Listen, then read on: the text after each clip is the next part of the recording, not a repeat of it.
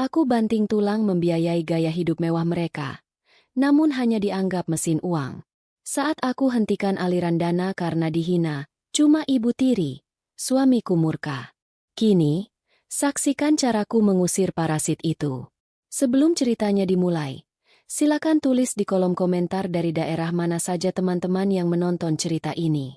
Kalian sedang menyimak sambil aktivitas apa? Nyapu, ngepel, atau rebahan? Yuk kita simak ceritanya. Jam dinding di ruang kerja Karina sudah menunjukkan pukul 10 malam. Suara detak jarum jam itu seolah berpacu dengan detak jantungnya yang lelah. Di luar, hujan deras mengguyur kaca jendela gedung perkantoran di kawasan Segitiga Emas Jakarta, menyamarkan gemerlap lampu kota yang biasanya tampak indah. Namun bagi Karina, tidak ada keindahan malam ini. Hanya ada tumpukan berkas, layar laptop yang menyilaukan mata, dan deretan angka-angka dalam laporan keuangan yang harus ia selesaikan. Punggungnya terasa kaku, lehernya pegal bukan main. Wanita berusia 35 tahun itu memijat pelipisnya pelan, mencoba mengusir pening yang mulai menyerang. Ia adalah direktur keuangan di sebuah perusahaan multinasional. Jabatan yang mentereng, gaji yang besar, dan fasilitas yang memadai.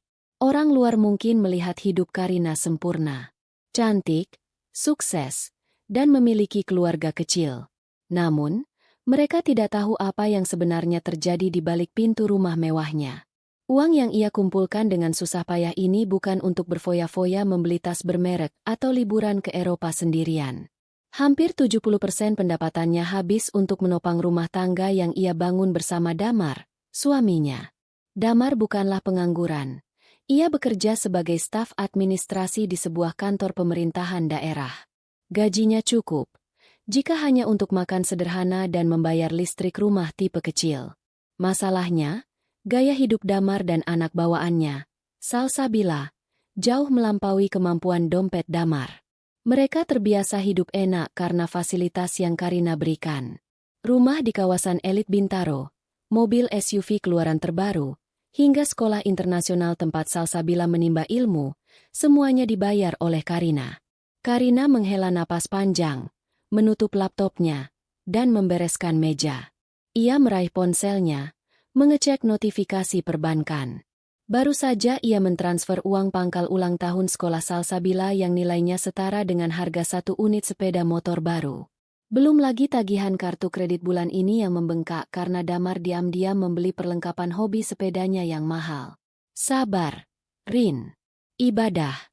Gumamnya pada diri sendiri. Mantra yang selalu ia ucapkan setiap kali rasa lelah itu datang. Ia mencintai Damar. Saat menikah 3 tahun lalu, ia menerima Damar apa adanya, termasuk Salsabila yang kala itu masih duduk di bangku SMP. Karina, yang belum dikaruniai anak kandung, berjanji akan menyayangi Salsabila seperti darah dagingnya sendiri. Perjalanan pulang terasa sangat panjang karena macet sisa hujan. Mobil Karina perlahan memasuki garasi rumah mewahnya hampir pukul 11:30 malam. Lampu ruang tengah masih menyala terang benderang. Biasanya, jam segini Damar dan Salsabila sudah tidur. Tapi hari ini berbeda. Begitu Karina membuka pintu utama, hawa dingin dari pendingin ruangan menyambutnya, bercampur dengan aroma kopi instan. Di sofa ruang tamu yang empuk, sofa kulit asli Italia yang Karina beli tahun lalu, Damar sedang duduk santai sambil menonton siaran ulang pertandingan bola. Kakinya dinaikkan ke atas meja kaca, sikap yang sebenarnya sangat Karina benci karena tidak sopan dan mengotori meja, tapi ia terlalu lelah untuk menegur. Di karpet bulu tebal di dekatnya, Salsabila, gadis remaja berusia 17 tahun itu, sedang telungkup sambil membolak-balik majalah otomotif. Baru pulang, Rin? Tanya Damar tanpa menoleh. Matanya tetap terpaku pada layar televisi besar 60 inci di depannya. Tidak ada nada khawatir, tidak ada tawaran membawakan tas, apalagi segelas air hangat. Iya, Mas. Akhir bulan, banyak laporan. Jawab Karina singkat sambil meletakkan tas kerjanya di meja konsol. Ia melepas sepatu hak tingginya, merasakan kelegaan luar biasa saat kakinya menyentuh lantai marmer yang dingin. Salsabila tiba-tiba bangkit duduk. Wajahnya cerah bukan karena melihat ibu tirinya pulang, tapi karena ada sesuatu yang ingin ia tuntut. Ibu, akhirnya pulang juga. Salsa nungguin dari tadi tahu. Seru Salsabila dengan nada manja yang dibuat-buat. Karina tersenyum tipis. Mencoba bersikap ramah meski matanya sudah tinggal 5 watt. Kenapa? Sa? Ada tugas sekolah yang perlu ibu bantu. Ih, bukan tugas sekolah. Ini loh, Bu. Salsabila menyodorkan majalah otomotif yang tadi ia baca ke hadapan wajah Karina. Jari telunjuknya yang lentik dengan kuku dicat warna-warni menunjuk gambar sebuah mobil hatchback mungil berwarna merah menyala. Mobil yang sangat populer di kalangan anak muda kaya Jakarta. Bulan depan kan Salsa ulang tahun ke-17. Salsa mau hadiahnya ini ya, Bu? Teman-teman geng Salsa di sekolah semuanya bawa mobil sendiri. Malu tahu kalau Salsa masih diantar jemput sopir terus. Karina terbelalak. Rasa kantuknya seketika hilang digantikan oleh rasa kaget. Harga mobil itu tidak murah. Ratusan juta rupiah. Mobil. Sa, kamu kan belum punya surat izin mengemudi.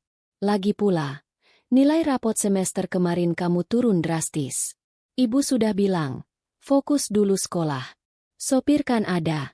Paujang siap antar kamu kemana saja. Wajah Salsabila langsung berubah masam. Bibirnya mengerucut, menunjukkan ketidaksukaan yang nyata. Ia menoleh pada ayahnya, mencari dukungan. Bapak, tuh lihat ibu. Pelit banget. Masa anak sendiri ulang tahun ke-17 nggak dikasih apa-apa? Padahal kan ibu duitnya banyak. Damar yang sejak tadi diam akhirnya bersuara.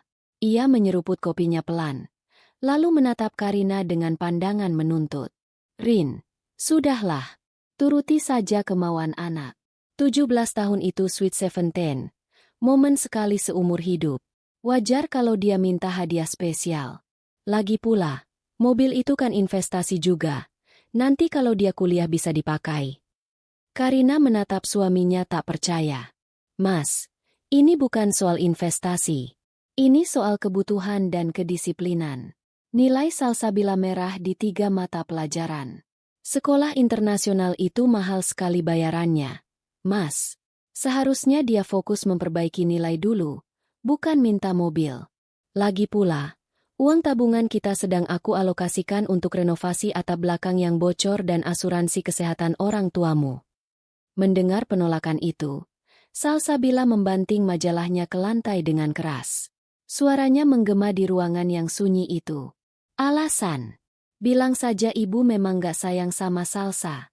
Kalau ibu kandung Salsa masih hidup, pasti dia gak bakal hitung-hitungan kayak gini. Teriak Salsabila dengan mata berkaca-kaca. Senjata andalannya untuk membuat Damar luluh dan Karina merasa bersalah. Karina memejamkan mata, menahan emosi. Selalu begitu. Setiap kali permintaannya tidak dituruti, almarhumah ibu kandungnya selalu dibawa-bawa sebagai pembanding. Salsa. Bukan begitu maksud ibu. Ah, sudahlah. Ibu jahat.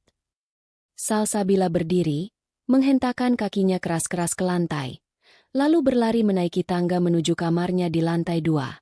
Suara pintu kamar yang dibanting terdengar sangat keras, membuat Karina tersentak. Karina menoleh pada Damar, berharap suaminya itu akan menegur perilaku tidak sopan anaknya. Namun, harapan tinggal harapan. Damar justru mendengus kesal, meletakkan gelas kopinya dengan kasar di atas meja. Kamu itu ya, Rin. Pulang kerja bukannya bikin suasana enak, malah bikin anak nangis. Kamu kan tahu dia sensitif. Duitmu itu nggak akan dibawa mati. Apa susahnya sih nyenengin anak tiri sekali-sekali? Jangan terlalu kikir jadi orang. Damar mematikan televisi, lalu berjalan melenggang pergi masuk ke kamar tidur utama, meninggalkan Karina sendirian di ruang tengah yang luas dan dingin itu. Karina berdiri mematung. Rasa lelah di fisiknya kini merambat ke hatinya. Ia memandang sekeliling rumah mewah yang ia beli dengan keringatnya sendiri. Semuanya terasa hampa. Ia yang bekerja, ia yang membiayai, tapi ia yang disalahkan. Air mata menetes satu persatu di pipinya. Namun ia segera menghapusnya. Ia tidak boleh lemah. Besok pagi ia harus kembali bekerja, kembali menjadi mesin ATM bagi orang-orang yang bahkan tidak menghargai keberadaannya. Beberapa hari setelah kejadian permintaan mobil itu, Suasana di rumah terasa dingin dan canggung. Salsabila melancarkan aksi, gerakan tutup mulut, kepada Karina. Ia hanya bicara seperlunya, atau lebih sering mengabaikan sapaan Karina.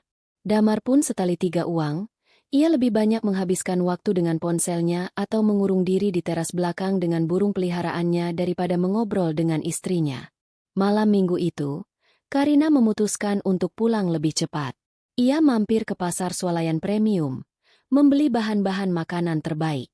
Daging sapi impor kualitas nomor 1, bumbu-bumbu rempah segar, dan sayuran organik. Ia berniat memasak rendang, makanan kesukaan Damar dan Salsabila. Ia ingin mencairkan suasana beku di rumah ini. Meskipun lelah setelah seharian rapat dengan dewan direksi, Karina langsung mengenakan celemek begitu sampai di rumah. Ia menyuruh pembantu rumah tangganya, Bei Inah, untuk beristirahat. Biar saya saja yang masak malam ini. Bei, Bibi bantu potong-potong saja sebentar.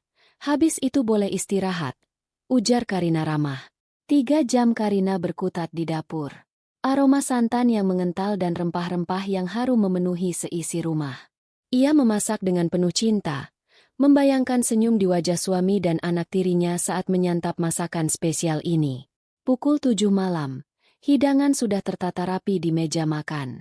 Piring-piring porselen mahal sudah disiapkan. Karina bahkan menyalakan lilin aromaterapi di tengah meja untuk menambah suasana hangat. Mas, Salsa, ayo makan malam. Ibu sudah masak rendang kesukaan kalian. Panggil Karina dari ruang makan.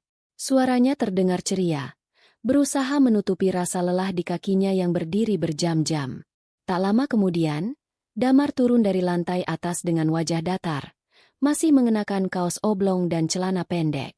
Salsabila menyusul di belakangnya, matanya terpaku pada layar ponsel, jari-jarinya sibuk mengetik pesan, mungkin sedang mengobrol dengan teman-teman geng sosialitanya. Mereka duduk di kursi makan tanpa menyapa Karina. Karina dengan sigap menyendokkan nasi hangat ke piring Damar, lalu menuangkan rendang daging yang empuk beserta kuahnya yang kental. Ia melakukan hal yang sama untuk Salsabila. Ayo dimakan, mumpung masih hangat. Dagingnya ibu pilih yang paling bagus, pasti empuk banget, ujar Karina antusias. Damar mulai menyuap nasi ke mulutnya. Ia mengunyah pelan, tanpa ekspresi. Tidak ada kata, terima kasih, atau enak. Hanya suara denting sendok beradu dengan piring. Salsabila meletakkan ponselnya, lalu melihat tumpukan daging di piringnya dengan tatapan meremehkan. Ia menusuk sepotong daging dengan garpu, mengamatinya seolah itu adalah benda menjijikan, lalu memasukkannya ke mulut. Baru satu kunyahan, Salsabila langsung melepehkan kembali daging itu ke piringnya dengan suara yang dibuat-buat seolah ingin muntah. Kuek, apaan sih ini? Asin banget. Terus bumbunya aneh. Nggak kayak rendang Padang asli. Ibu niat masak nggak sih? Karina terkejut.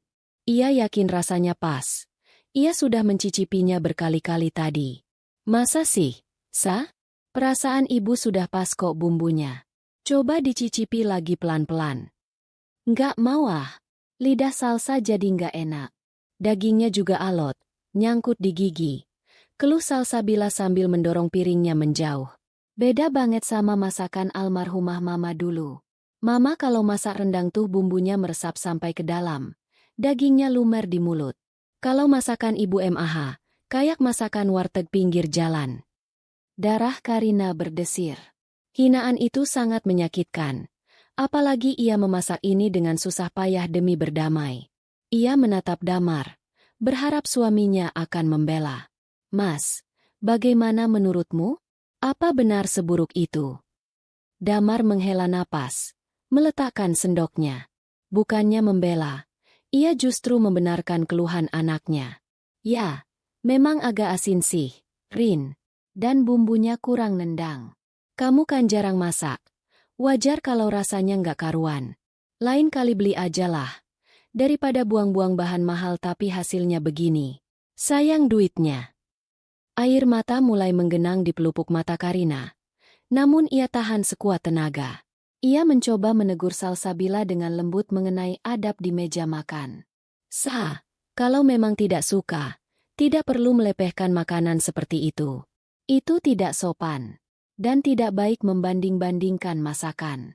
Ibu masak ini karena ingin menyenangkan kalian. Mendengar teguran itu, Salsabila justru meledak. Ia memukul meja makan dengan telapak tangannya. Tuh kan, selalu saja ngomel. Dikit-dikit sopan santun, dikit-dikit etika. Bosan tahu nggak? Halah, jangan sok ngatur deh. Kamu itu cuma numpang di hidup kami. Datang-datang jadi nyonya rumah, terus mau nguasain semuanya. Karina ternganga. Kalimat, numpang di hidup kami, terdengar sangat ironis mengingat sertifikat rumah ini atas nama Karina, dan semua isinya dibeli dengan uang Karina. Salsabila, jaga bicaramu. Ibu yang membiayai sekolahmu, rumah ini, makanmu, semuanya. Suara Karina mulai meninggi. Getaran emosi tak bisa lagi ia sembunyikan. Bodoh amat. Itu kan kewajiban kamu karena sudah nikah sama bapak. Kalau nggak mau biayain, ya ngapain nikah sama bapak? Tantang Salsabila dengan wajah merah padam penuh kebencian. Lagian aku nggak minta kamu jadi ibuku kok. Aku cuma punya satu mama. Dan kamu nggak akan pernah bisa gantiin dia. Kamu cuma orang asing. Karina menoleh cepat ke arah Damar. Mas, kamu dengar anakmu bicara apa? Tegur dia. Mas, dia sudah sangat keterlaluan. Damar bangkit dari kursinya. Wajahnya merah, tapi bukan marah pada Salsabila. Ia menatap Karina dengan tatapan nyalang. Telunjuknya menuding tepat ke wajah istrinya. Sudahlah, Karina. Jangan keras-keras sama dia. Dia masih anak-anak. Bentak Damar. Suaranya menggelegar memenuhi ruang makan. Damar berjalan memutari meja, lalu merangkul bahu Salsabila yang kini mulai menangis.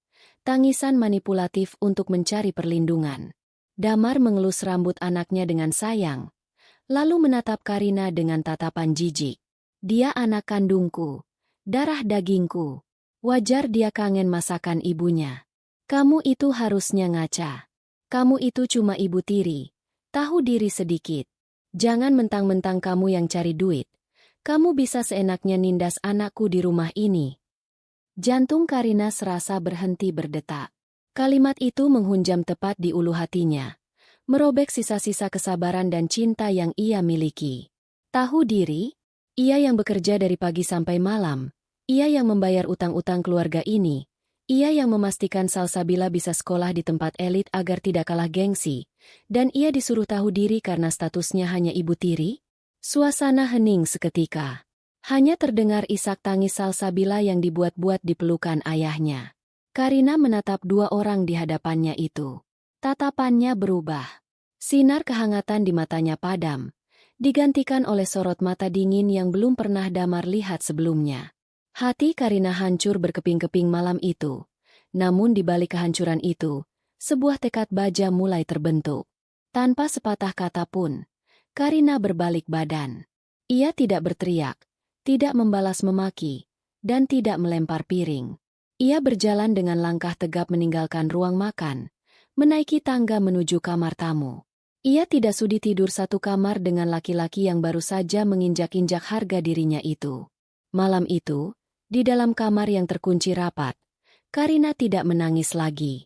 Ia duduk di tepi ranjang, menatap pantulan dirinya di cermin, dan berbisik pelan. Baiklah, kalau aku cuma orang asing. Mulai besok, kalian akan merasakan bagaimana hidup tanpa uang dari orang asing. Pagi itu, matahari Jakarta bersinar terik, seolah mengejek hati Karina yang masih diselimuti mendung kelabu. Karina bangun lebih awal dari biasanya di kamar tamu. Matanya sembab. Sisa tangis semalam yang ia pendam sendiri. Ia tidak langsung keluar kamar. Ia menunggu hingga mendengar suara motor Damar meninggalkan rumah dan suara mobil jemputan sekolah Salsabila menjauh. Ia tidak ingin melihat wajah mereka. Rasa sakit akibat kalimat, tahu diri sedikit. Dan, kamu cuma ibu tiri. Masih terasa begitu nyata. Seperti luka sayatan yang disiram cuka. Setelah memastikan rumah sepi, Karina keluar. Ia bersiap ke kantor dengan setelan jas kerja terbaiknya, memoles wajahnya dengan riasan yang tegas untuk menutupi kelelahannya. Di meja makan, Piring-piring kotor bekas makan malam semalam masih berserakan. Tulang-tulang sisa rendang dan nasi yang berantakan menjadi saksi bisu penghinaan yang ia terima. Bei Inah, sang pembantu rumah tangga, menatap majikannya dengan tatapan iba saat Karina lewat. "Ibu, sarapan dulu? Bibi buatkan nasi gorengnya." Tawar Bei Inah hati-hati. Karina menggeleng pelan, bahkan tidak menoleh ke arah meja makan. "Tidak usah, Bei. Saya makan di luar saja. Tolong bereskan sisa makanan itu. Buang saja semuanya ke tempat sampah. Jangan ada yang disimpan di kulkas." Bei Inah tertegun. Biasanya Karina sangat anti membuang makanan. Namun, melihat sorot mata majikannya yang dingin, Bei Inah hanya mengangguk patuh. Siang harinya, Karina membuat janji temu dengan Wulan, sahabat karibnya sejak masa kuliah. Mereka bertemu di sebuah restoran Jepang privat di dekat kantor Karina. Wulan, seorang pengacara perceraian yang cerdas dan blak-blakan, langsung menyadari ada yang tidak beres begitu melihat wajah Karina yang muram meski sudah dipoles make-up. "Pesanlah yang banyak. Kamu terlihat seperti orang yang baru saja menelan pil pahit," ujar Wulan sambil menuangkan teh ocha hangat ke gelas Karina. Karina menghela napas panjang, lalu pertahanannya runtuh. Ia menceritakan semuanya. Mulai dari permintaan mobil Salsabila, hinaan soal masakan, hingga bentakan Damar yang memintanya tahu diri. Wulan mendengarkan dengan seksama. Rahangnya perlahan mengeras menahan amarah. "Gila," desis Wulan setelah Karina selesai bercerita. "Benar-benar gila. Damar itu laki-laki tidak tahu diuntung. Dan Salsabila? Anak itu sudah jadi monster kecil hasil didikan bapaknya yang manja. Aku bingung.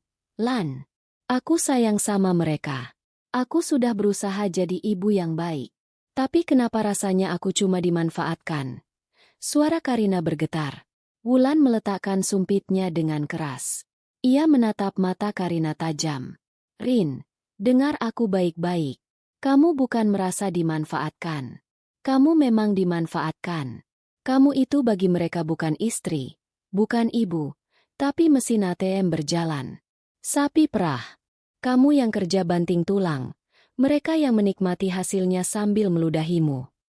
Wulan mengeluarkan ponselnya, membuka aplikasi kalkulator. "Coba hitung, berapa persen gaji Damar yang masuk rekening bersama? 0? Berapa biaya sekolah Salsabila di sekolah internasional itu? 30 juta per semester? Belum uang kegiatan, uang jajan, sopir, bensin? Itu semua uang siapa? Uang kamu, Rin. Dan balasan mereka apa? Kamu cuma ibu tiri." Itu penghinaan verbal yang parah. Kata-kata Wulan menampar kesadaran Karina.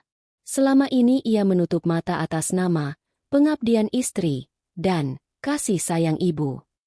Tapi cinta sepihak ini justru membunuhnya perlahan. "Terus aku harus apa, Lan? Cerai. Kalau aku gugat cerai sekarang, mereka pasti playing victim. Damar pasti akan bilang aku istri durhaka yang meninggalkan suami miskin." Tanya Karina ragu. Wulan tersenyum miring, senyum seorang pengacara yang sudah memenangkan ratusan kasus. "Jangan cerai dulu. Itu terlalu mudah buat mereka. Kalau kamu cerai sekarang, kamu cuma membebaskan mereka. Beri mereka pelajaran dulu. Pelajaran tentang realita hidup." "Maksudmu? Mereka bilang kamu cuma orang asing, kan? Kamu cuma ibu tiri yang gak berhak ngatur? Oke, kabulkan keinginan mereka. Jadilah orang asing. Orang asing tidak membiayai sekolah anak orang lain. Orang asing tidak membayarkan kartu kredit suami orang lain. Potong semua akses keuangan mereka. Biarkan Damar yang menanggung anak kandungnya sendiri, sesuai dengan teriakannya semalam." Saran Wulan dengan nada dingin namun masuk akal. Karina terdiam, mencerna saran itu. Rasa takut kehilangan keluarga bergelut dengan rasa sakit hatinya. Namun, bayangan wajah Salsabila yang jijik padanya dan telunjuk Damar yang menuding wajahnya kembali muncul. Hatinya yang tadinya ragu, kini perlahan membeku menjadi es. "Kamu benar, Lan." Karina menegakkan punggungnya. Tatapannya kini berubah tajam.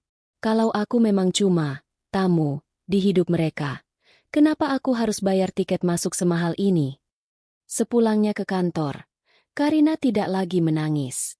Ia masuk ruangannya, mengunci pintu, dan duduk di kursi kerjanya yang nyaman. Ia merasa berkuasa di sini. Di kantor ini, keputusannya adalah hukum. Dan ia akan menerapkan prinsip yang sama dalam rumah tangganya sekarang. Langkah pertama, ia menelepon call center bank penerbit kartu kredit. Selamat siang, dengan Karina. Saya ingin memblokir kartu kredit tambahan atas nama Damar Prasetyo dan Salsabila Prasetyo. Ya, blokir permanen mulai detik ini. Alasannya? Kehilangan kontrol pemakaian. Tidak, jangan kirim notifikasi ke nomor mereka. Cukup proses saja. Satu urusan selesai. Karina menarik napas lega. Lalu, ia membuka laptopnya. Ia mencari kontak email bagian administrasi International High School, sekolah elit tempat Salsabila menimba ilmu. Ia mengetik surat elektronik dengan subjek, pemberhentian penanggung jawab keuangan siswa Salsabila Prasetyo. Jari-jarinya menari di atas keyboard dengan lincah, tanpa keraguan sedikitpun. Kepada YTH, Bagian Keuangan dan Administrasi, saya, Karina Anggraini, selaku penanggung jawab biaya pendidikan selama ini untuk siswa atas nama Salsabila Prasetyo, kelas 11B. Dengan ini menyatakan bahwa mulai bulan ini saya menghentikan segala bentuk pembayaran SPP, uang gedung, biaya kegiatan, dan biaya lainnya. Segala tagihan yang berjalan dan tunggakan yang akan datang, mohon dialihkan sepenuhnya kepada wali kandung siswa tersebut, yaitu Bapak Damar Prasetyo, di alamat yang sama. Saya tidak lagi bertanggung jawab atas pembiayaan siswa tersebut karena perubahan kesepakatan internal keluarga. Terima kasih. Karina membaca ulang email itu. Singkat, padat, dan mematikan. Ia tahu persis berapa gaji Damar. Gaji suaminya itu bahkan tidak akan cukup untuk membayar setengah dari SPP bulanan Salsabila, belum lagi biaya hidup sehari-hari. Tapi itu bukan lagi urusan Karina. Damar bilang Salsabila adalah anak kandungnya, darah dagingnya, tanggung jawabnya. Maka, Karina memberikan hak istimewa itu sepenuhnya kepada Damar. Kirim. Karina menekan tombol send. Sebuah notifikasi kecil muncul, pesan terkirim. Detik itu juga, Karina merasa beban bertonton yang selama ini menghimpit dadanya terangkat. Ia bersandar di kursi kerjanya, memandang langit sore Jakarta dari balik jendela kaca lantai 20. Tidak ada keributan, tidak ada piring pecah, tidak ada teriakan. Pembalasan dendam terbaik memang dilakukan dalam senyap, tanpa emosi, namun mematikan tepat di sasaran vital, dompet. Sore itu, Karina pulang ke rumah dengan perasaan berbeda. Ia bukan lagi istri yang mengemis cinta. Ia adalah seorang wanita mandiri yang baru saja memutus rantai parasit di kakinya. Ia siap menghadapi perang dingin di rumahnya sendiri. 1 bulan berlalu sejak malam pertengkaran hebat itu. Suasana di rumah mewah Karina terasa seperti kuburan yang berpendingin ruangan. Dingin, sunyi, dan mencekam. Karina dan Damar tidur di kamar terpisah. Damar masih memegang teguh egonya, merasa bahwa dialah pihak yang benar dan menunggu Karina datang meminta maaf sambil menyodorkan uang seperti biasanya. Salsabila pun sama. Ia menganggap diamnya Karina adalah tanda bahwa ibu tirinya itu sudah menyerah dan takut kehilangan mereka. Namun, ada yang berbeda. Meja makan tak lagi menyajikan hidangan mewah. Karina hanya meminta pembantu memasak menu yang sangat sederhana. Tahu, tempe, sayur bening. Tidak ada lagi daging impor atau seafood mahal. Kulkas yang biasanya penuh dengan es krim mahal, coklat impor, dan jus kemasan premium, kini kosong melompong. Hanya berisi air putih dan telur. Bu, kok nggak ada camilan sih? Salsa mau ngemil nih. Protes Salsabila suatu sore, membuka tutup kulkas dengan kasar. Karina yang sedang membaca buku di ruang tengah menjawab tanpa menoleh. Anggaran belanja dipotong. Kalau mau jajan, minta sama bapakmu. Salsabila mendengus kesal, lalu berlari ke arah Damar yang sedang memberi makan burung di teras. Pak, minta duit dong. Ibu pelit banget masa kulkas kosong melompong. Salsa mau pesen makanan online. Damar merogoh dompetnya. Ia mengernyit surat itu ke kamarnya. Ia membukanya perlahan. Tertera di sana dengan tinta hitam tebal. Pemberitahuan tunggakan SPP bulan pertama. Jumlah yang tertera cukup fantastis bagi orang awam. Karina tersenyum tipis. Dulu, surat seperti ini tidak pernah ada karena ia selalu membayar tepat waktu lewat autodebit. Namun sekarang, autodebit itu sudah ia cabut. Karina menyalakan alat penghancur kertas, paper shredder, mini yang ada di meja kerjanya. Bezetzetzt. Dalam hitungan detik, surat peringatan itu berubah menjadi potongan-potongan kecil tak bermakna. Tidak ada yang tahu, tidak ada yang peduli. Minggu depannya, kejadian memalukan menimpa Damar. Ia sedang mentraktir dua orang teman kantornya makan siang di sebuah kedai kopi. Ia ingin pamer gaya hidupnya yang tampak, mapan. Tenang bro, gue yang bayar. Santai aja, kata Damar dengan gaya bos besar. Menyodorkan kartu kredit platinum tambahannya, kartu yang tagihannya selalu dibayar Karina. Pelayan membawa kartu itu ke mesin EDC. Beberapa saat kemudian, pelayan itu kembali dengan wajah canggung. Maaf, Pak, kartunya declinet. Ditolak oleh sistem. Wajah Damar merah padam. Hah? Nggak mungkin. Limitnya masih ratusan juta itu. Coba gesek lagi. Mesin kamu kali yang rusak. Pelayan mencoba lagi. Hasilnya sama. Teman-teman Damar saling pandang, menahan tawa. Akhirnya, dengan tangan gemetar karena malu dan panik, Damar terpaksa menguras saldo tabungan pribadinya lewat kartu debit, uang yang seharusnya untuk servis motor. Malamnya, Damar melabrak Karina. Heh, Rin, kamu apain kartu kreditku? Tadi aku mau bayar makan kok ditolak. Malu-maluin aku aja di depan teman kantor. Karina yang sedang mengoleskan krim malam di wajahnya menjawab santai. Oh, itu. Limitnya aku turunkan jadi 0. Ekonomi sedang sulit. Mas, inflasi tinggi. Kita harus hemat. Kamu kan pegawai negeri, harusnya kasih contoh hidup sederhana, bukan traktir-traktir teman pakai utang. Kamu itu ya. Benar-benar istri durhaka. Kamu sengaja mau bikin aku susah. Loh, bukannya kamu yang bilang aku cuma orang asing? Masa orang asing kasih fasilitas kartu kredit platinum? Pakai saja gajimu sendiri. Mas, katanya Salsabila tanggung jawabmu. Masa traktir teman bisa, tapi hidup mandiri nggak bisa? Sindir Karina telak. Damar terdiam, kehabisan kata-kata. Ia ingin marah. Tapi logika Karina tidak bisa dibantah. Ia pergi membanting pintu kamar Karina, kembali mengurung diri. Ia pikir ini hanya fase, ngambek. Karina yang akan berakhir bulan depan. Bulan ketiga pun tiba. Surat dari sekolah Salsabila datang lagi. Kali ini kop suratnya berwarna merah. Surat peringatan keras. Isinya menyatakan bahwa tunggakan sudah memasuki bulan ketiga. Ditambah denda keterlambatan yang menumpuk. Jika tidak dilunasi dalam waktu 3x24 jam, siswa akan dikenakan sanksi akademis. Karina membaca surat itu sambil menyesap teh hangat di pagi hari Minggu. Damar dan Salsabila masih tidur, menikmati akhir pekan tanpa beban. 3 bulan. Gumam Karina pelan. Waktu yang cukup lama untuk seorang ayah yang bertanggung jawab menyadari kalau dia tidak pernah membayar sekolah anaknya. Damar tidak pernah bertanya soal bayaran sekolah.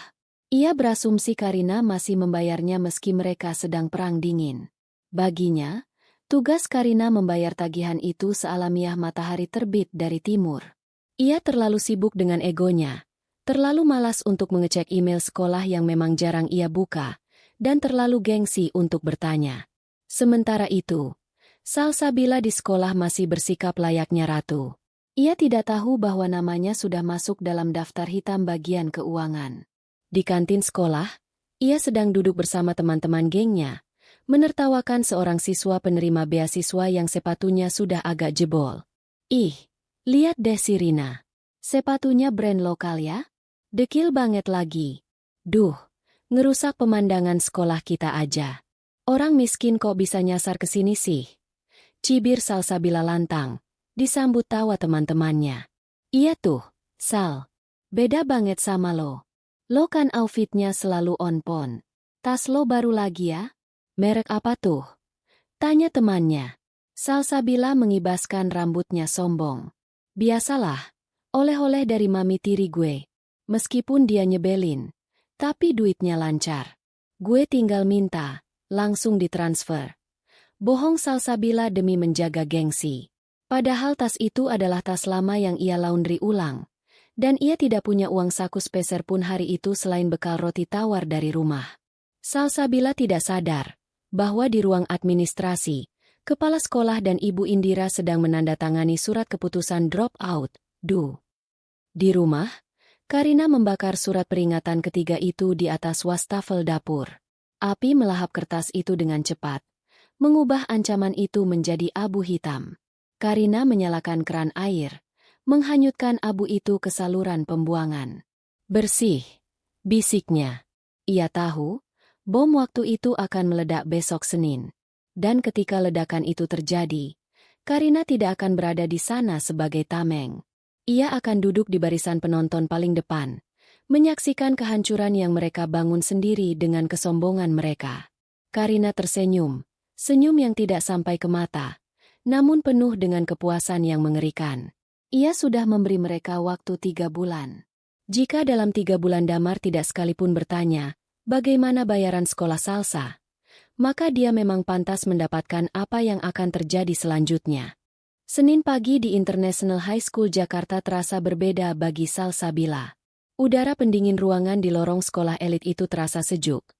Namun entah mengapa tengkuk Salsabila meremang sejak ia melangkahkan kakinya masuk gerbang. Ia mencoba mengabaikan perasaan tidak enak itu dengan bersikap senormal mungkin. Ia berjalan dengan dagu terangkat, mengenakan seragam yang sudah dimodifikasi sedikit agar terlihat lebih modis, lengkap dengan jam tangan bermerek di pergelangan tangannya. Jam tangan itu adalah hadiah Karina tahun lalu, namun Salsabila selalu mengaku kepada teman-temannya bahwa itu adalah hadiah dari ayahnya yang pejabat. Bel istirahat pertama berbunyi. Salsabila segera menuju kantin VIP, tempat di mana geng sosialitanya biasa berkumpul. Mereka duduk di meja bundar paling strategis, tempat semua orang bisa melihat eksistensi mereka. Sal, liburan semester nanti lo jadi ke Eropa?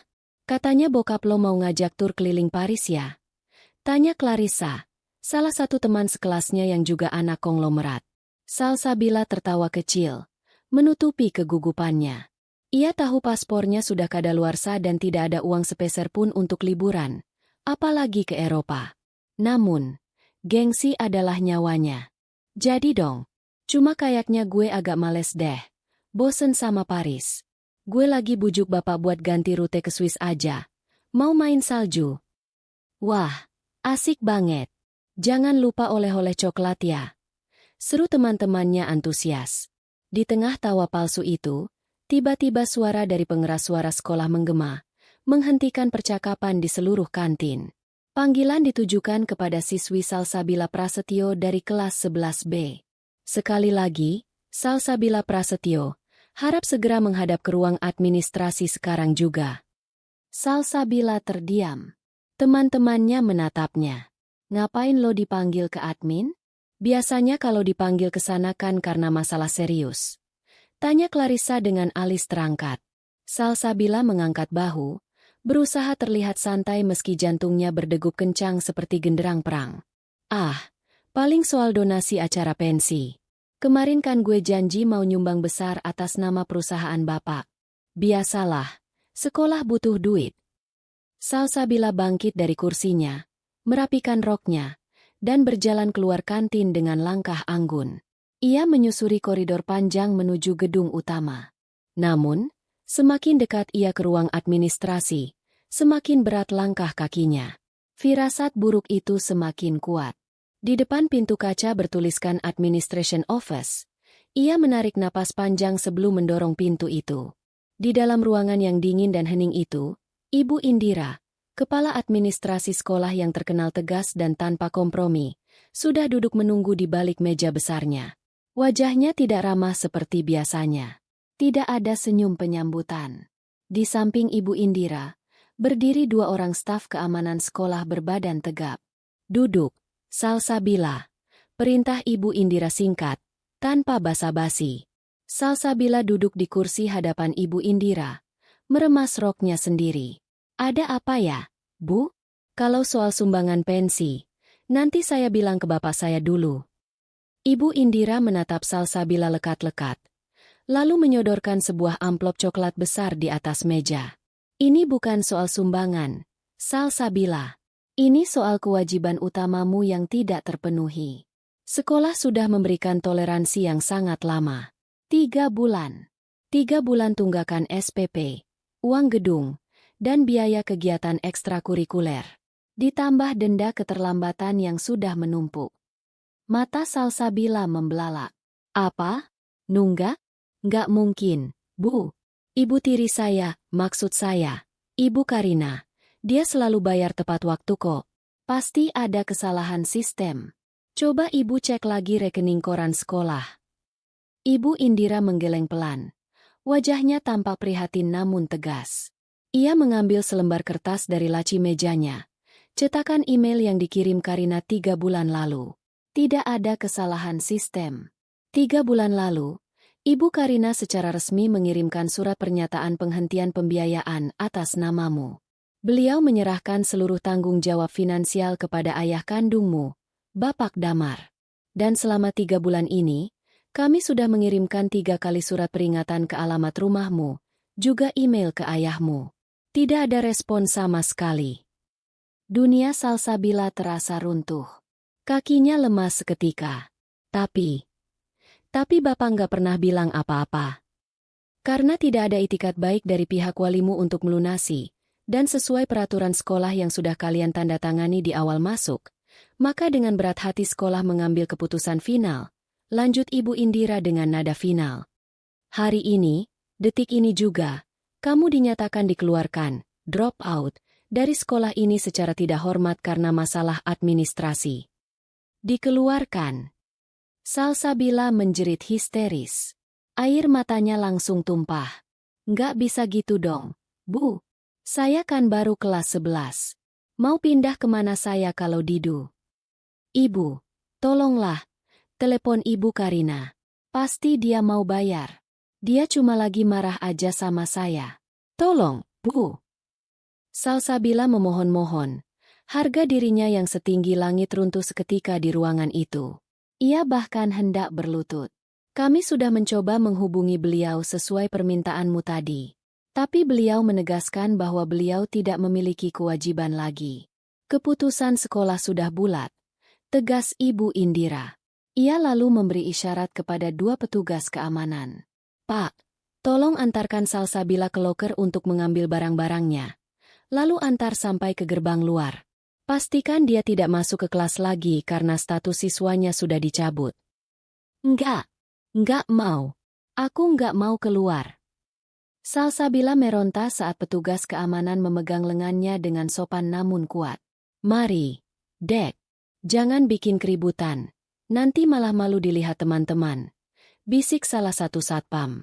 Kata, malu. Itu menampar kesadaran Salsabila. Benar. Teman-temannya. Ia tidak bisa membayangkan wajah mereka jika melihatnya diseret keluar. Dengan sisa tenaga yang ada, Salsabila menepis tangan satpam dan berjalan dengan tertatih keluar ruangan. Wajahnya basah oleh air mata dan ingus. Riasan wajahnya luntur berantakan. Perjalanan dari ruang administrasi ke gerbang sekolah terasa seperti neraka. Saat ia melewati koridor yang berdinding kaca, ia bisa melihat teman-teman gengnya di kantin sedang menatapnya dengan mulut ternganga. Clarissa dan yang lainnya melihat Salsabila berjalan sambil menangis. Diapit 2 satpam, membawa tas sekolahnya dengan sembarangan. Itu Salsabila kenapa? Diusir ya? Gila, diantar satpam kayak maling. Bisik-bisik itu terdengar jelas di telinga Salsabila yang berdengung. Ia menundukkan kepala dalam-dalam, menutupi wajahnya dengan rambut. Rasa malunya begitu hebat hingga ia berharap bumi membelah dan menelannya saat itu juga. Ia yang selama ini selalu pamer kekayaan, ia yang selalu merendahkan siswa beasiswa, kini justru diusir karena tidak mampu membayar SPP. Karma telah datang menjemputnya dengan cara yang paling brutal. Sesampainya di gerbang luar, kredit yang sudah diblokir Karina. Salsabila meraung di pinggir jalan, menjadi tontonan orang-orang yang lewat. Ia tidak punya pilihan lain selain pulang dengan menumpang angkot, berdesak-desakan dengan orang asing yang baunya menyengat, sesuatu yang seumur hidup belum pernah ia lakukan. Di dalam angkot yang panas itu, kebenciannya pada Karina semakin menjadi-jadi. Namun di sudut hatinya yang paling kecil, ketakutan akan masa depan mulai merayap. Ia tahu, saat sampai di rumah, badai besar akan terjadi. Rumah mewah di kawasan Bintaro itu biasanya sunyi di siang hari, namun hari ini, suara tangisan dan teriakan menggema hingga ke tetangga sebelah. Salsabila baru saja tiba di rumah. Ia melempar tas sekolahnya ke lantai ruang tamu dan langsung berteriak memanggil ayahnya. "Bapak! Bapak di mana?" Teriaknya histeris. Damar, yang kebetulan sedang mengambil cuti sakit, padahal hanya malas bekerja, terkejut mendengar teriakan anaknya. Ia berlari keluar dari kamar tidur dengan wajah panik. "Ada apa, Sal?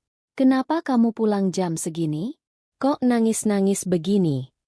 Salsabila menubruk tubuh ayahnya, memukul dada bidang laki-laki itu dengan kepalan tangannya yang lemah. "Aku diusir, Pak. Aku didu dari sekolah. Malu, Pak. Malu banget. Semua teman-teman lihat aku diseret satpam." "Apa? Didu? Maksudmu dikeluarkan? Kenapa bisa?" Damar memegang bahu anaknya, mengguncangnya agar tenang. "Gara-gara SPP nunggak 3 bulan. Ibu nggak bayar SPP. Pak, ibu jahat. Dia sengaja bikin aku malu. Dia mau hancurin hidup aku." Adu Salsabila sambil sesenggukan hebat. Wajah Damar seketika berubah merah padam.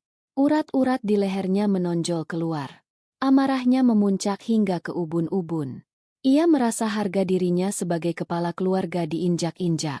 Istrinya, Karina, berani-beraninya mempermalukan anaknya seperti ini. "Kurang ajar," umpat Damar. "Dia benar-benar keterlaluan. Berani-beraninya dia." Damar mondar-mandir di ruang tamu seperti singa yang terluka. Ia menunggu. Ia menunggu Karina pulang untuk melampiaskan kemarahannya. Jam demi jam berlalu terasa sangat lambat.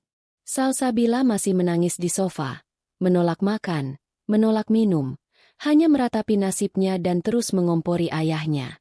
Pukul 6 sore, suara mobil Karina terdengar memasuki garasi. Mesin mobil mati. Disusul suara pintu mobil yang ditutup. Langkah kaki sepatu hak tinggi Karina terdengar mendekat ke pintu utama. Klek! Pintu terbuka. Karina masuk dengan wajah tenang, seolah tidak terjadi apa-apa. Ia mengenakan blus sutra berwarna krem yang elegan. Tas kerjanya tersampir di bahu. Begitu ia melangkah masuk, ia disambut oleh tatapan nyalang dari 2 orang yang ia hidupi selama ini. "Hebat ya kamu." Suara Damar terdengar rendah namun penuh ancaman. Ia berdiri di tengah ruangan, menghalangi jalan Karina. "Pulang kerja dengan wajah tanpa dosa setelah menghancurkan masa depan anak tirimu sendiri." Karina tidak terkejut. Ia sudah memprediksi momen ini akan terjadi hari ini. Dengan santai, ia berjalan melewati Damar, meletakkan tas kerjanya di meja konsol, dan melepas sepatunya. Masa depan hancur? Bukannya sekolah internasional itu memang ketat aturannya? Kalau tidak bayar ya dikeluarkan. Itu aturan standar, Mas. "Jangan pura-pura bodoh, Karina," bentak Damar keras. Suaranya menggelegar. Salsabila di sofa kembali menangis kencang mendengar bentakan ayahnya. "Kamu sengaja kan? Kamu sengaja tidak bayar SPP Salsabila selama 3 bulan. Kamu tahu kan kalau aku lagi nggak pegang uang. Kenapa kamu tega sekali?" Hari ini dia dipermalukan di depan satu sekolah. Diseret keluar kayak kriminal. Di mana hati nuranimu sebagai seorang ibu?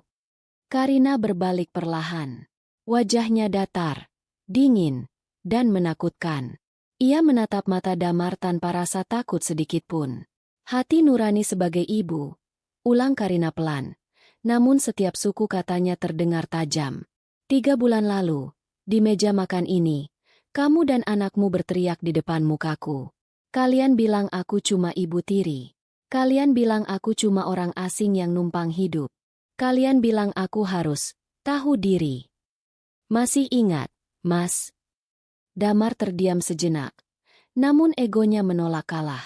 Itu kan cuma emosi sesaat. Wajar kalau orang marah bicara ngawur. Tapi bukan berarti kamu lepas tanggung jawab begitu saja. Kamu itu istriku. Harta kamu itu harta kita bersama. Kamu wajib membiayai anakku. Karina tertawa. Sebuah tawa yang kering dan miris. Wajib. Sejak kapan aku wajib membiayai anak yang bahkan tidak mau mengakui aku sebagai ibunya? Sejak kapan aku wajib membiayai gaya hidup mewah anak yang menghina masakanku dan membandingkanku dengan orang yang sudah tiada? Karina melangkah maju, mendekati Damar hingga jarak mereka hanya tinggal 1 langkah. Damar yang tadinya garang, kini merasakan aura dominasi yang kuat dari istrinya. Anakmu menghinaku. Mas, dia bilang aku cuma ATM berjalan. Dia bilang dia tidak butuh aku. Dia cuma butuh uangku. Kalau begitu, logikanya sederhana. Kalau dia tidak menganggapku ibunya, kenapa aku harus bayar sekolahnya? Tanya Karina dengan nada yang menusuk. Salsabila yang mendengar itu berteriak dari sofa. Tapi kan bapak suamimu. Uang bapak kan uang kamu juga. Karina menoleh ke arah Salsabila dengan tatapan iba yang bercampur jijik. Salah besar. Nak, bapakmu tidak punya uang. Gajinya habis untuk rokok dan hobinya sendiri. Yang membiayai sekolah mahalmu itu 100% uang keringatku. Uang dari orang asing yang kamu hina itu. Dan sekarang, orang asing itu sudah lelah. Kamu egois, Rin, potong Damar, berusaha membalikkan keadaan. Kamu lebih mementingkan sakit hatimu daripada pendidikan anak. Kamu itu pendendam. Mana ada istri yang perhitungan sama suami sendiri?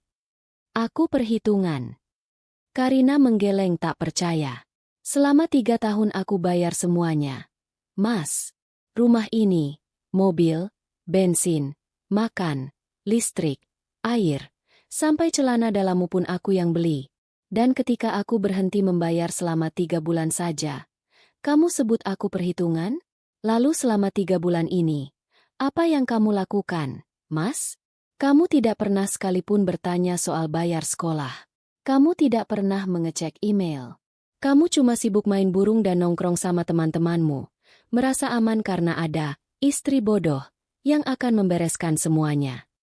Damar mengepalkan tangannya. Ia merasa terpojok. Argumennya patah satu persatu. Oke, kalau kamu memang mau main hitung-hitungan, mulai sekarang aku yang pegang kendali. Tapi kamu harus lunasi dulu tunggakan Salsa biar dia bisa masuk sekolah lagi. Setelah itu terserah kamu. Karina menatap suaminya dengan pandangan meremehkan. Enak sekali hidupmu, Mas. Menyuruh aku membereskan kotoran yang kalian buat? Aku tidak akan membayar 1 rupiah pun. Sekolah sudah mengeluarkan surat DU. Salsabila sudah dikeluarkan. Itu permanen. Dan itu bukan salahku. Itu salah bapaknya yang tidak mampu membiayai anaknya tapi memaksakan gengsi sekolah di tempat internasional. Jaga mulutmu, Karina. Tangan Damar melayang, hendak menampar pipi Karina. Karina tidak menghindar. Ia justru mengangkat wajahnya, menantang. Pukul saja. Pukul kalau kamu berani. Begitu tanganmu menyentuh wajahku, detik itu juga aku laporkan ke polisi atas tuduhan KDRT dan visum akan jadi bukti perceraian kita. Karir PNSMU akan tamat. Coba saja. Tangan Damar berhenti di udara. Ia gemetar menahan amarah. Namun ia tahu ancaman Karina bukan main-main. Karina adalah wanita cerdas yang tahu hukum. Jika ia memukul, ia akan kehilangan segalanya. Damar menurunkan tangannya dengan kasar. Napasnya memburu. Kamu wanita iblis. Desis Damar penuh kebencian. Mungkin, jawab Karina santai. Tapi setidaknya iblis ini tidak punya utang. Karina berjalan menuju kamarnya. Kamar tamu yang ia tempati selama ini. Sebelum masuk, Ia berbalik badan menatap suami dan anak tirinya yang hancur berantakan di ruang tamu mewah itu. Oh ya, satu lagi. Karena kalian sudah sangat tidak nyaman tinggal dengan iblis pelit ini, dan karena kamu Mas Damar tadi bilang mau pegang kendali, aku rasa sudah saatnya kita berpisah tempat tinggal. Aku tidak mau lagi menampung parasit yang bisanya cuma menggigit tuan rumahnya. Maksudmu apa? Tanya Damar waspada. Tunggu saja besok. Kalian akan tahu maksudku, ujar Karina sambil menutup pintu kamar dan menguncinya dari dalam. Malam itu, Salsabila tidak berhenti menangis, meratapi nasibnya yang harus putus sekolah dan kehilangan teman-teman elitnya. Sementara Damar duduk termenung di teras gelap, menghisap rokoknya dalam-dalam, mencoba mencari jalan keluar. Namun otaknya buntu. Ia sadar, tanpa uang Karina, dia hanyalah laki-laki biasa dengan gaji pas-pasan yang bahkan tidak cukup untuk membayar gaya hidupnya sendiri selama seminggu. Ketakutan akan masa depan mulai merayap naik ke tenggorokannya, mencekik rasa sombong yang selama ini ia pelihara. Pagi itu, atmosfer di dalam rumah mewah Karina terasa lebih berat daripada beton penyangga bangunan. Matahari belum tinggi, namun ketegangan sudah mencekik leher siapapun yang berada di sana. Damar duduk di sofa ruang tamu dengan wajah kusut. Matanya merah karena kurang tidur dan asap rokok yang ia hisap semalaman di teras. Di sampingnya, Salsabila duduk memeluk lutut. Matanya bengkak seperti bola tenis. Sisa tangisan histeri semalam akibat dikeluarkan dari sekolah. Karina turun dari lantai atas dengan penampilan yang kontras. Ia sudah rapi, mengenakan pakaian kerja yang elegan. Wangi parfum mahalnya menyebar ke seluruh ruangan, seolah menantang bau ape keputusasaan yang menguar dari suami dan anak tirinya.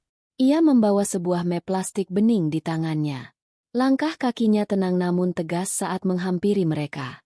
Masih di sini? Sapa Karina dingin, seolah menyapa tamu yang tak diundang. Damar mendongak. Tatapannya penuh amarah yang tertahan. Ini rumahku juga. Karina, kamu tidak berhak mengusir kami seenaknya. Aku suamimu. Kepala keluarga di sini. Ingat itu. Karina tersenyum tipis. Senyum yang merendahkan. Ia meletakkan map yang dibawanya ke atas meja marmer di hadapan Damar. Suara map itu beradu dengan meja terdengar nyaring di keheningan pagi. Kepala keluarga yang bahkan tidak bisa membelikan beras untuk anak istrinya bulan ini? Lucu sekali definisimu, Mas. Jangan kurang ajar kamu. Damar bangkit berdiri, menunjuk wajah Karina. Harta yang didapat selama pernikahan adalah harta Gonogini. Rumah ini kita tempati bersama setelah menikah.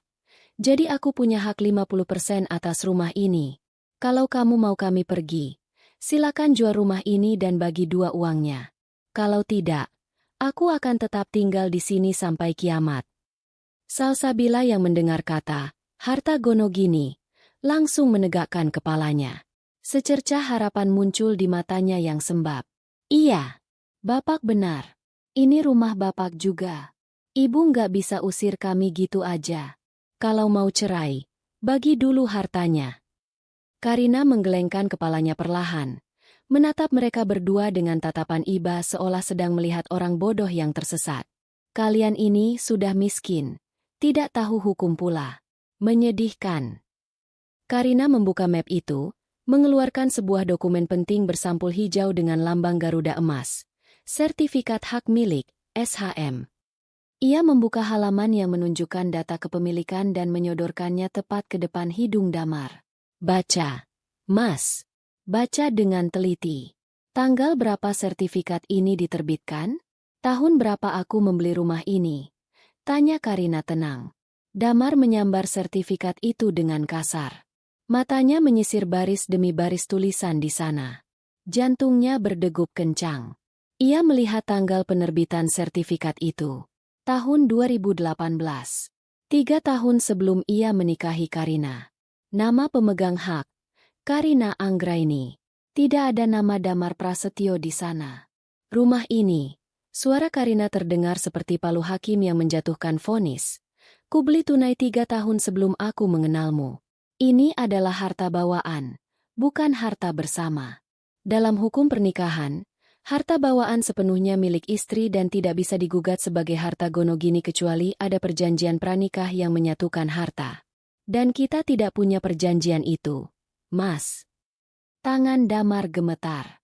Kertas sertifikat itu terasa licin di tangan dari membentak menjadi memelas. Egonya runtuh dihantam realita bahwa ia tidak punya aset apapun. Gajiku belum turun. Tabunganku habis buat bayar kartu debit kemarin. Salsabila baru saja dikeluarkan sekolah. Kamu tega melihat kami terlantar di jalanan. Karina menatap Damar lurus-lurus. Tidak ada lagi cinta di matanya. Yang ada hanyalah kekecewaan yang sudah membatu. Tega? Kamu tanya aku tega? Di mana rasa? Tega? Kamu saat membiarkan anakmu menghinaku setiap hari? Di mana rasa? Tega? Kamu saat membentakku dan bilang aku cuma ibu tiri yang harus tahu diri? Saat itu kamu merasa hebat, kan? Kamu merasa di atas angin karena aku diam saja. Sekarang, nikmatilah hasil dari kesombonganmu itu. Salsabila mulai menangis lagi. Kali ini bukan tangisan manja, tapi tangisan ketakutan murni. Ibu, maafin Salsa. Bu, Salsa nggak mau pindah. Salsa nggak mau jadi orang miskin. Teman-teman Salsa gimana nanti? Itu bukan urusanku lagi. Salsabila, minta sama bapak kandungmu yang hebat itu. Bukannya dia bilang dia yang paling berhak atas kamu. Jawab Karina tajam. Karina melirik jam tangannya. Aku beri waktu sampai jam 7 malam ini. Saat aku pulang kantor nanti, aku ingin rumah ini sudah kosong dari barang-barang kalian. Kalau masih ada orang di sini, aku akan panggil satpam kompleks dan polisi untuk mengusir kalian atas tuduhan memasuki pekarangan orang lain tanpa izin. Mengerti? Tanpa menunggu jawaban, Karina membalikkan badan dan berjalan menuju pintu keluar. Ia berangkat kerja seperti biasa, meninggalkan dua manusia yang hancur lebur di ruang tamunya. Hari itu adalah hari terpanjang dalam hidup Damar dan Salsabila. Mereka tidak punya pilihan lain selain berkemas. Dengan hati hancur, Salsabila memasukkan baju-baju brandednya ke dalam koper. Ia melihat sekeliling kamarnya yang luas, ber-AC dingin, dengan kasur king size yang empuk. Ia menatap koleksi sepatu, tas, dan boneka-boneka mahalnya. Sebagian besar tidak akan muat di tempat tinggal baru mereka. Entah di mana itu. Damar sibuk menelepon sana-sini, mencari pinjaman uang atau kontrakan murah yang bisa dibayar bulanan. Wajahnya kusut, rambutnya acak-acakan. Ia menelepon teman-teman yang kemarin ia traktir, tapi begitu ia bicara soal pinjam uang, mereka semua mendadak sibuk atau beralasan sinyal jelek. Damar baru sadar, teman-temannya hanya ada saat ia punya uang Karina, tepatnya. Sialan, semuanya penjilat. Umpat Damar sambil membanting ponselnya ke kasur. Akhirnya, Damar mendapatkan sebuah kontrakan petakan kecil di pinggiran kota, jauh dari pusat keramaian, dengan harga sewa yang sangat murah. Uangnya pas-pasan dari hasil menjual jam tangan mewahnya di pasar loak siang itu juga dengan harga jatuh. Pukul 6 sore. Mereka sudah siap. 3 koper besar dan beberapa kardus menumpuk di teras. Salsabila duduk di atas koper sambil menutup wajahnya. Malu dilihat tetangga yang lewat. Damar memesan taksi online. Kali ini yang paling murah, bukan premium seperti biasanya. Tepat pukul 7 malam, mobil Karina memasuki halaman rumah. Ia turun dan melihat rasnya sudah bersih. Hanya menyisakan Damar dan Salsabila yang sedang mengangkat koper terakhir ke bagasi taksi online. Karina berdiri di ambang pintu, bersedekap dada, mengawasi prosesi pengusiran itu layaknya mandor mengawasi kuli. Damar menatap Karina untuk terakhir kalinya sebelum masuk ke taksi. Ada sorot penyesalan, amarah, dan dendam di matanya. Kamu bakal menyesal, Rin. Kamu membuang suamimu sendiri demi harta. Karina tertawa kecil. Salah, Mas. Aku membuang parasit demi kewarasanku. Harta ini sudah milikku dari dulu. Pergilah. Semoga hidupmu menyenangkan dengan gaji UMRMU itu. Taksi itu melaju pergi, membawa Damar dan Salsabila keluar dari gerbang kompleks perumahan elit itu, menuju kegelapan malam dan ketidakpastian. Karina melihat lampu belakang mobil itu menghilang di tikungan. Ia menghela napas panjang, menghirup udara malam yang tiba-tiba terasa sangat segar dan ringan. "Pak Satpam," panggil Karina kepada petugas keamanan yang sedang patroli sepeda. "Ya, Bu Karina. Tolong ganti kunci gerbang dan pintu utama besok pagi. Dan kalau ada orang bernama Damar atau Salsabila mau masuk, tolong dilarang keras. Mereka bukan lagi penghuni rumah ini." "Siap, Bu." Karina masuk ke dalam rumahnya yang besar. Namun kali ini, kesunyian itu bukan lagi menyedihkan. Kesunyian itu adalah kedamaian. Ia duduk di sofa mahalnya, merentangkan kaki, dan memejamkan mata. Tidak ada lagi teriakan anak manja. Tidak ada lagi suami yang tidak tahu diuntung. Rumah ini kembali menjadi istananya. 1 bulan berlalu sejak malam pengusiran itu. Kehidupan Damar dan Salsabila berubah 180 derajat. Seolah jatuh dari langit ketujuh langsung terjerembab ke dalam lumpur.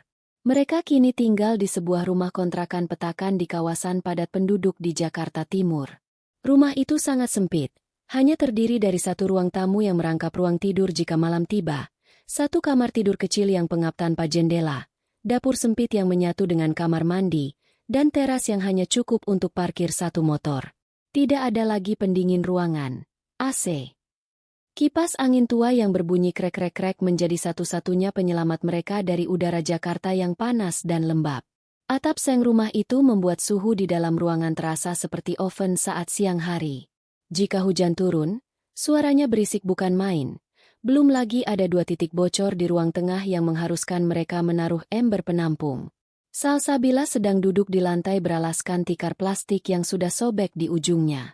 Ia memakai kaos oblong yang sudah kusam dan celana pendek. Rambutnya yang dulu selalu wangi dan tertata rapi ala salon, kini diikat asal-asalan dan lepek karena keringat. Wajahnya yang biasa mulus karena perawatan klinik kecantikan mahal, kini mulai muncul jerawat-jerawat kecil akibat debu, stres, dan air tanah yang kualitasnya buruk. "Pak, panas banget sih. Kipas anginnya putar yang kenceng dong," teriak Salsabila sambil mengibas-ngibaskan buku tulis bekas ke wajahnya. Damar, yang sedang duduk merokok di ambang pintu, karena di dalam terlalu sempit, menoleh dengan wajah lelah. Tubuhnya terlihat lebih kurus, matanya cekung. "Sudah paling kencang itu, Sal. Jangan rewel terus. Bapak pusing." "Pusing, pusing. Aku yang pusing, Pak." Salsabila melempar buku itu ke lantai. "Lihat nih kulit aku. Jerawatan semua. Sabun cuci muka aku habis. Pak, minta duit dong buat beli skincare. Yang biasa aku pakai harganya 300.000. Damar membuang puntung rokoknya. Rokok kretek murah yang baunya menyengat. Bukan rokok putih impor kesukaannya dulu. 300.000? Kamu gila. Uang segitu buat makan kita seminggu. Sal, pakai sabun batang biasa saja kenapa sih? Jangan banyak gaya kalau lagi susah." "Ih, Bapak MAH gitu. Dulu waktu ada Ibu Karina, aku mau beli apa aja tinggal gesek. Bapak sih nggak becus jagain istri. Coba kalau Bapak dulu belain Ibu pas aku berantem, pasti kita nggak bakal diusir kayak gembel begini," cecar Salsabila dengan nada tinggi. Damar tersulut emosinya. Ia bangkit dan masuk ke dalam, berdiri menjulang di depan anaknya. Jaga mulutmu. Kamu yang bikin ulah. Kamu yang ngehina dia duluan. Kamu yang bikin dia sakit hati sampai stop bayar sekolah. Bapak belain kamu. Sal, Bapak diusir juga karena belain kamu. Sekarang kamu malah nyalahin Bapak? Anak tidak tahu diuntung. Bapak yang gak tahu diri."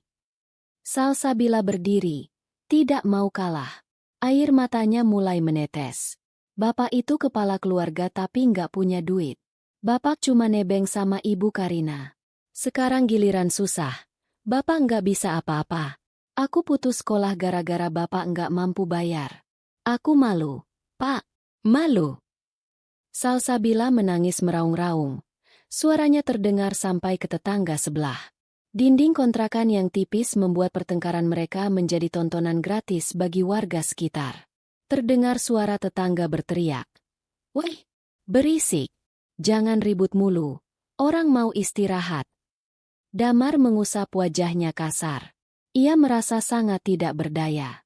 Ia melihat sekeliling ruangan sempit itu. Tumpukan baju kotor di sudut. Piring bekas makan mie instan yang belum dicuci. Dan lantai yang berdebu. Ini adalah neraka dunianya. Ia teringat masa-masa indah di rumah Bintaro. Makanan enak yang selalu tersedia. Pakaian yang dicucikan dan disetrika pembantu. Rumah yang wangi dan dingin. Serta fasilitas kartu kredit yang tak terbatas. Semua itu hilang hanya karena satu kalimat bodoh. Kamu cuma ibu tiri. Damar menyadari kebodohannya. Ia telah membuang berlian demi membela kerikil tajam. Ia mengira Salsabila, putri kandungnya, akan menjadi pelipur lara dan kebanggaannya. Tapi kenyataannya, Salsabila hanyalah gadis manja yang tidak siap hidup susah, yang kini menjadi sumber stres utamanya setiap hari. Tidak ada rasa terima kasih dari anaknya. Yang ada hanya tuntutan dan caci maki. Malam itu, perut Damar keroncongan. Ia membuka dompetnya. Kosong. Hanya ada uang receh Rp2.000. Ia menatap Salsabila yang tertidur di kasur busa tipis setelah lelah menangis. Sementara itu, di belahan Jakarta yang lain, di sebuah restoran rooftop bintang 5 dengan pemandangan cakrawala kota yang gemerlap, Karina sedang duduk santai sambil memegang gelas kristal berisi minuman dingin. Ia mengenakan gaun malam yang indah, wajahnya berseri-seri, terlihat 5 tahun lebih muda. Di hadapannya duduk Wulan, sahabatnya. Mereka tertawa lepas, menikmati hidangan steak wagyu yang harganya setara dengan biaya sewa kontrakan Damar selama 2 bulan. Jadi, mereka beneran pergi? Tanya Wulan sambil memotong dagingnya. Pergi tanpa sisa, jawab Karina tersenyum puas. Satpam bilang kemarin Damar sempat datang ke pos, mencoba menitipkan surat buat aku. Katanya mau minta maaf dan mau bicara soal rujuk. Tapi aku suruh Satpam buang suratnya di depan muka dia. Sadis, Wulan tertawa, lalu mengangkat gelasnya. Tapi pantas. Cheers untuk kebebasanmu, Rin. Cheers. Karina mendentingkan gelasnya. Untuk hidup tanpa parasit. Untuk uang hasil kerja keras yang akhirnya bisa kunikmati sendiri. Karina menyesap minumannya, merasakan manisnya kemenangan. Ia tidak lagi peduli apakah Damar dan Salsabila makan malam ini atau tidak. Apakah mereka tidur nyenyak atau digigit nyamuk. Rasa iba itu sudah mati, dibunuh oleh ketidaktahu-terima-hasikan mereka sendiri. Di kontrakan sempitnya, Damar terbangun tengah malam karena suara tikus yang mengerat lemari kayu lapuk. Ia menatap langit-langit yang bocor. Air mata penyesalan menetes dari sudut matanya. Ia merindukan kasur empuknya. Ia merindukan wangi masakan Karina. Ia merindukan istrinya yang tulus itu. Ia meraih ponsel bututnya, mencoba membuka profil WhatsApp Karina. Foto profil Karina terlihat cantik dan bahagia. Damar mengetik pesan panjang lebar, memohon ampun, berjanji akan berubah, berjanji akan mendidik Salsabila. Namun saat ia menekan tombol kirim, hanya ada tanda centang satu. Abu-abu. Karina sudah memblokirnya. Selamanya. Damar menjatuhkan ponselnya ke lantai. Ia memeluk lututnya dalam kegelapan, ditemani suara dengkuran Salsabila dan suara tikus yang terus mengerat, menggerogoti sisa-sisa kewarasannya. Penyesalan itu datang terlambat, dan rasanya jauh lebih pahit daripada empedu. Ia sadar, ia tidak akan pernah bisa kembali ke surga yang dulu ia sia-siakan. Tamat.